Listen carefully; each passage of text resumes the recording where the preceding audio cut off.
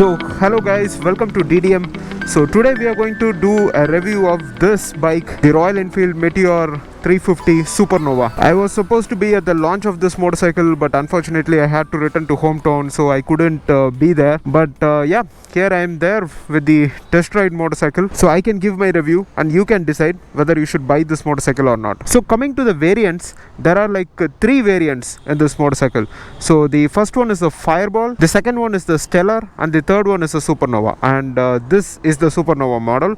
As you see, there is a windshield and it has all kinds of touring accessories to it. So as for color options go, for Fireball variant you get two colors. One is the yellow color and the other one is the red color. And for Stellar you get three colors. You get blue, red and then black.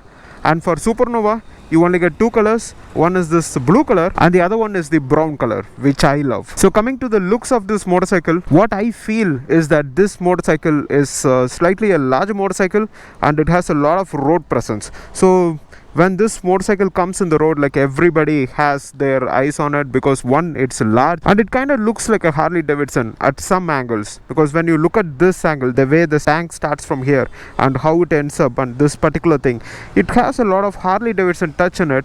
And also in the lower end part of it, it also has a lot of Avenger touch to it. So this motorcycle in the looks department, it kind of looks like a mix of both of these bikes. So coming to the front, so as this is a Supernova model, you get this windshield and the headlight units, I'm not sure if you can see, but there is a LED ring here which glows up when you turn on, and there is a halogen bulb inside. And these indicators are again halogen, they are not LED. And this tank right over here is a 15 liter capacity tank. So I think this is slightly lower than the previous Thunderbird version. I think the Thunderbird version had 20 liters, but this one has only 15 liters, that I'm very sure of. And then these seats are lowrider seats, so even if you're like really short, like 5'4" or 5'3" or something, you will feel native in this motorcycle. And coming to the seat comfort, this is like a really comfortable seat from Royal Enfield. Like Royal Enfield always makes the most comfortable seats, and this is also one of those comfortable seats from Royal Enfield. And for pillions, I know from Avenger, I haven't had a pillion in this motorcycle, so I cannot tell how is the pillion comfort, but I'm pretty sure this is the same setup which is there in Avenger, and we do own Avenger in our group, and I know that it's going to be really comfortable. And one thing which I could instantly notice is that there is a lot of Royal Enfield badging. You see Royal Enfield like written everywhere, like this here,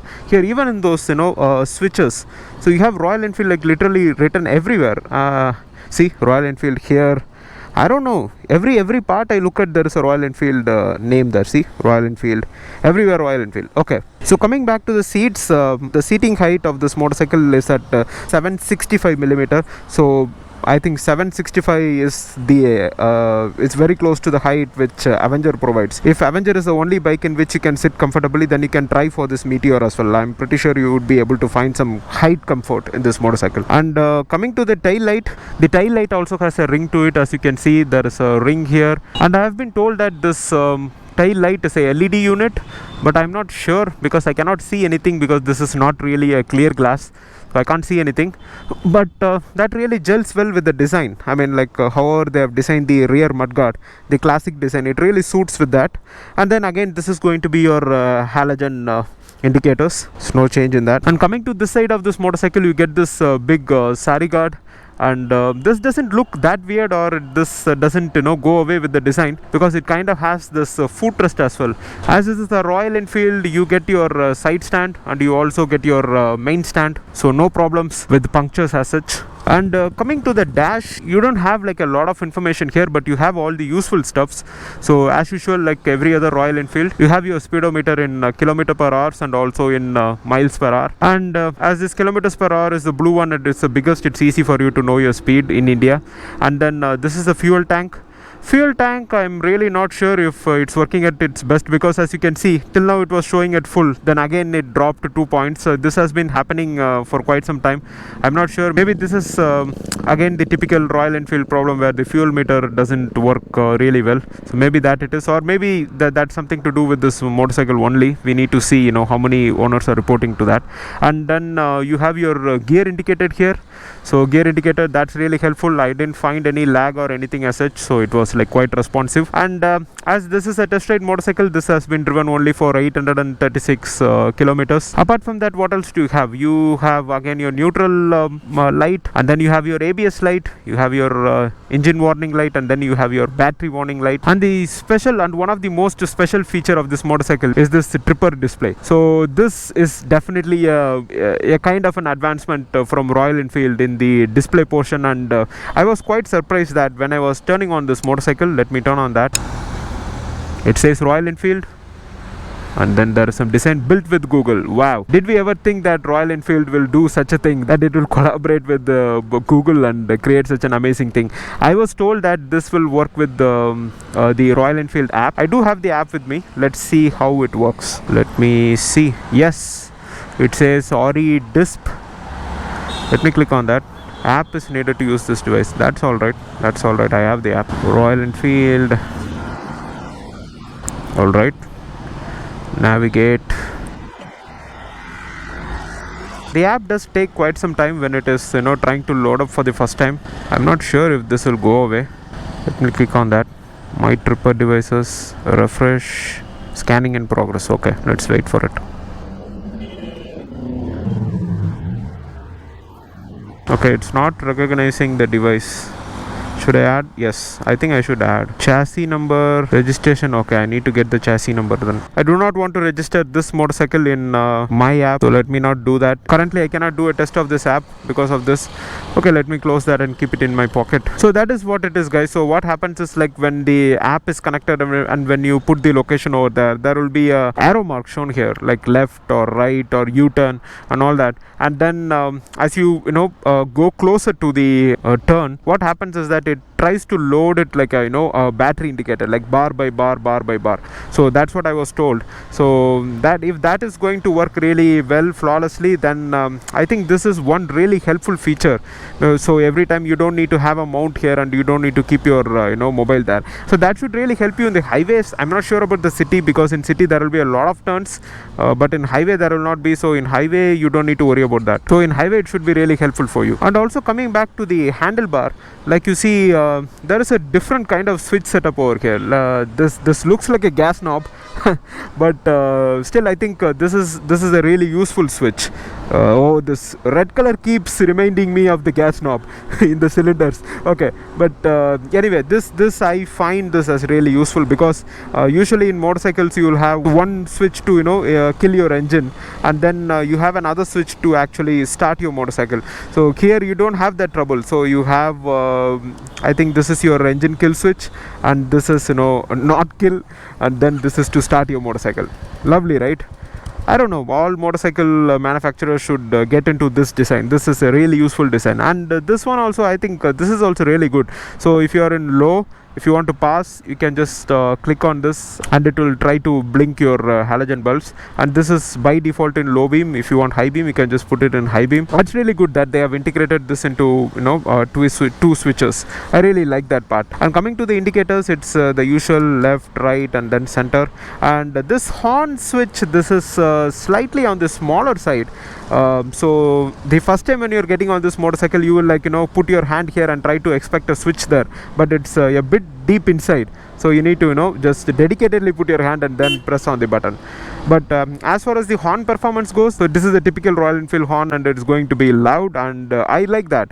In cities, in highways, if your horn should be like reasonably loud, and it should not sound like an Activa. And the other very good thing which they have again implemented in a BS6 motorcycle is the hazard light indicator.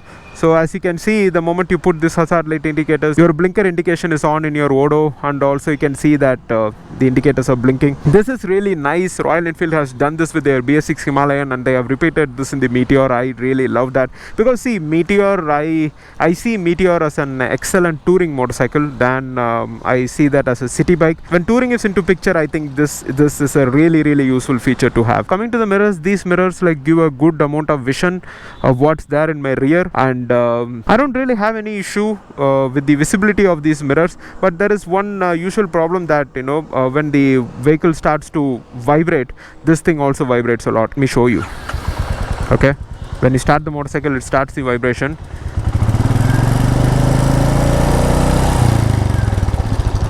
So when you ride, you can actually feel the vibration will be a lot. See, I'm just trying to slowly rev the motorcycle, and I'm not sure if you're seeing that in the camera, but it is actually vibrating. It's vibrating a lot, and at night times it's going to be difficult.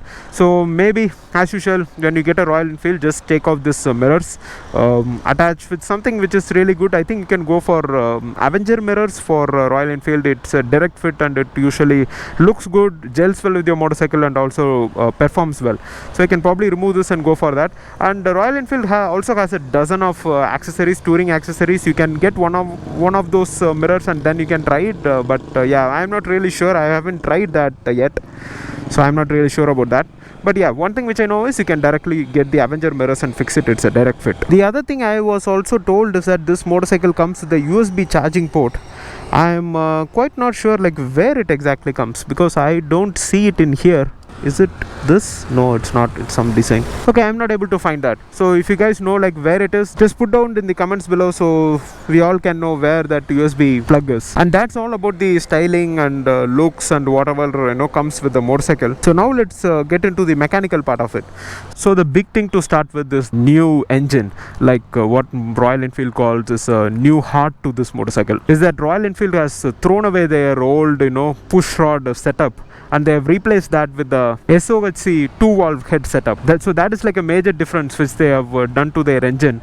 And also along with that, they have also changed the balancer shaft from the previous motorcycle, and that is going to help you with the torque delivery at lower RPMs, and also with the vibrations. And that I can tell that it has really worked out in this new engine, because this doesn't vibrate like any other Royal Enfield which is there in the 350 series. So you have your classic and all, right? In 350 it doesn't really vibrate like that. This is a really smooth motorcycle coming from a Royal Enfield, and I can tell for sure that this SOHC 2-valve head and this balancer shaft has really made a major difference in to do with the vibrations of this motorcycle. And coming to the power of this, this has like 20.2 HP power and 27 Newton meters of torque, and both of these things arrives really early at 4000 6000 RPMs.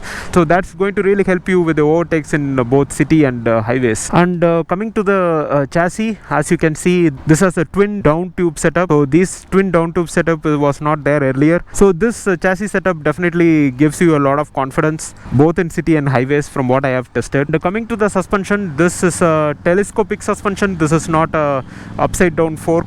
So this telescopic suspension is of 41 mm and the travel is of 130 mm. And coming to the rear suspension, this has a typical Royal Enfield twin tube setup. So there is one suspension in the right, and there is also another suspension in the left, and both of this comes with a 6-step preload setting which you can use to set based on the weight which you load in this motorcycle. And again, coming back to the front, your tires, these are 190 seat tires which is of 19 inch, and as you can see, this is mounted to an alloy wheel.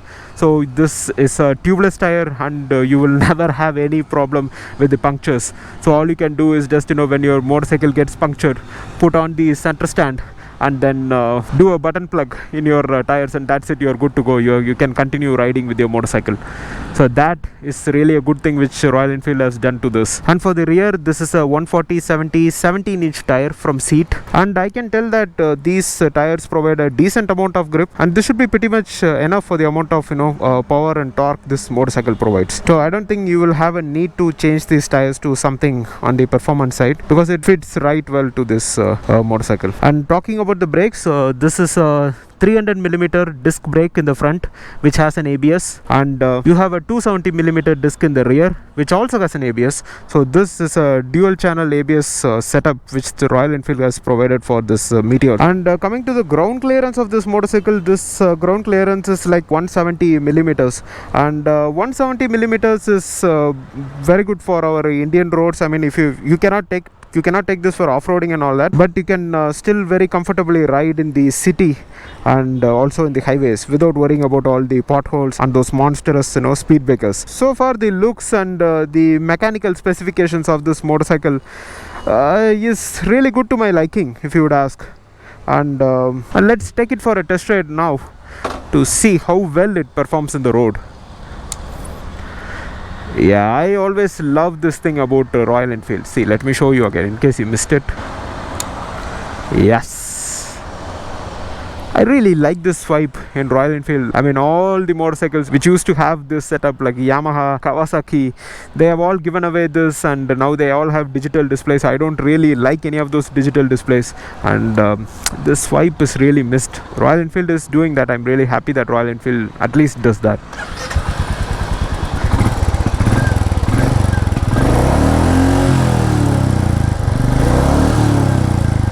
The sound, I really like it. I mean, I don't have any issues with this sound. I really like the sound of this motorcycle, the exhaust note of this motorcycle. Usually I complain that Royal Enfields have a typical kind of noise coming from the engine, and in this motorcycle somehow I don't feel any of that. I really like the bass note of this exhaust, and I also like the way this motorcycle sounds.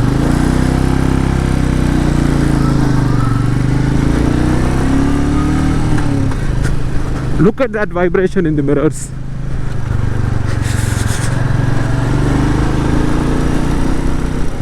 Even at this low speeds, the mirrors vibrate a lot. But I have to tell that this motorcycle itself doesn't have a lot of vibrations.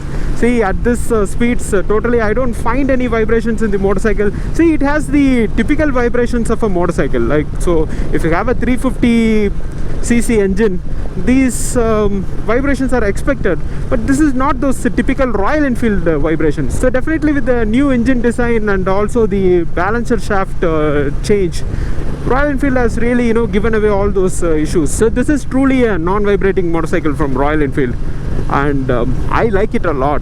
People who have watched my Royal Enfield reviews in the past, I would always have some things which I don't like about Royal Enfield. One is the vibration, which is really off-putting, and then the sound of the motorcycle. So those two problems are really sorted out in this motorcycle. So I don't really have those problems anymore.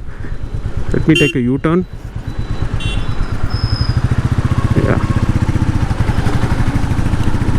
So the steering radius of this motorcycle is actually pretty wide as well, so you wouldn't have any problems in taking U-turns and all that. But what is a problem is the weight of this motorcycle. So you will notice the weight of this motorcycle when you are in the traffic and when you try to take this motorcycle out of your parking space. So these are the times you will really feel the weight of this motorcycle. And so many have said that the Interceptors and Continental GT's weight is actually a lot more. We are not able to handle and all that. But for me personally, if you would ask, this motorcycle feels a lot heavy when compared to that. Maybe this is because of the engine power. So this doesn't have a lot of power like your Interceptors. So obviously I think because of the power, I think I feel this motorcycle is a lot heavier compared to that. And also this motorcycle has a longer wheelbase, so when you are trying to move your motorcycle in the chock-a-block traffic, you will feel a bit of an issue. I mean, like, it's going to be heavy and you are going to slowly move the motorcycle and all that. So in cities, yeah, the weight and the long wheelbase is going to be slightly a problem, at least to me though. And though this bike doesn't have a slipper clutch or the assist clutch setup, I can comfortably say that the gear shifts are pretty slick. This road is actually slightly bumpy, and I can tell that the suspension is at the right setting. It's not too soft and it's not too hard, and it's perfect for city and highways. The brakes are pretty decent, I should say. With the Royal Enfield, it is always an issue with the brakes, but this motorcycle stops better. There's no issue with the brakes. But again, because of the weight of this motorcycle, it's not going to be really that powerful like what you have in other lightweight bikes like KTM as such. But still, for a Royal Enfield, these brakes are pretty good. And that dual safety net of ABS will give you a lot of confidence when you're in a panic situation. So the brakes are pretty decent. I really like these brakes. I don't have any complaints with it.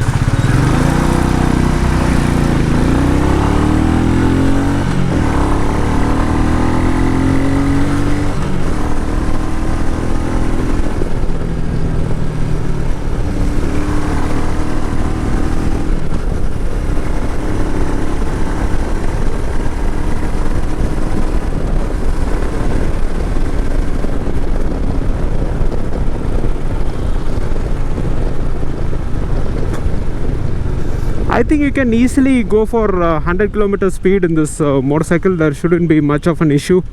But one thing I can see is that the engine is really vocal, gets really loud. And this is fairly new motorcycle with only 844 kilometers driven, and the sound is just too much. But yeah, that's okay. That is perfectly fine, because you are not going to rev the motorcycle every now and then. And typically I don't think any Royal Enfield owners will rev their motorcycles like you do it with the other sport bikes. So for them that should not be an issue. The gearbox is like super slick. I have to say this again and again. It's really super slick. It doesn't hesitate to do the gear shifts, you know, you just, that's it, simple. The power delivery of this motorcycle is like really linear. It doesn't rush anything, and because of this new engine design and the balancer shaft, I can tell you that the bottom end torque is actually good. So if you want to overtake a bigger vehicle, it shouldn't be that much of a difficult task to do. So beyond 100, if you're trying to push this motorcycle, you can very well go. There is no issues with that. The problem is that the engine is getting maxed out. So I think a good cruising speed for this motorcycle should be near to 100 and not above 100. But still you can comfortably go above 100. So I have gone up till 110, I think so. So yeah, that should be pretty much fine. But even at those higher revs also, I didn't feel any of those Royal Enfield vibrations in here. I think in that aspect Royal Enfield has done a really good job. But the vibrations are there. I cannot tell that the vibrations are not at all there, but it's definitely not feeling any weird. And if at all, if the vibrations are creeping in, it's creeping in your foot peg area. And actually the foot peg area is where it creeps a lot, and then it creeps a bit in your handlebars. And surprisingly I don't find a lot of vibrations in the seating area, so that's a plus. And coming to the performance of this windshield, guys, I mean it is helpful. Like if you are driving at this speed, so 60 kilometer speed, 70 kilometer speed, it's okay. So beyond that, this windshield is not really helping, because it kind of hits right here in my neck area. So all the wind blast I get, it's getting transferred to the top of my helmet, and top of my helmet doesn't mean that it goes above my helmet. So it's getting right above the visor.